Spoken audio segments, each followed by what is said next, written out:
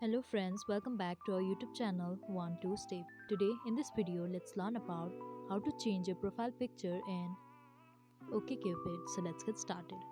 At first let's get into the app. So here it is, so let's tap on this. Now click on this profile icon in the bottom right corner and click on your profile picture over here and click on edit photos.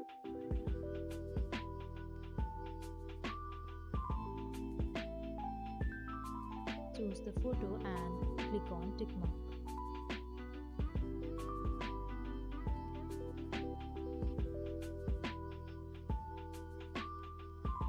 So here it is. Now we are done.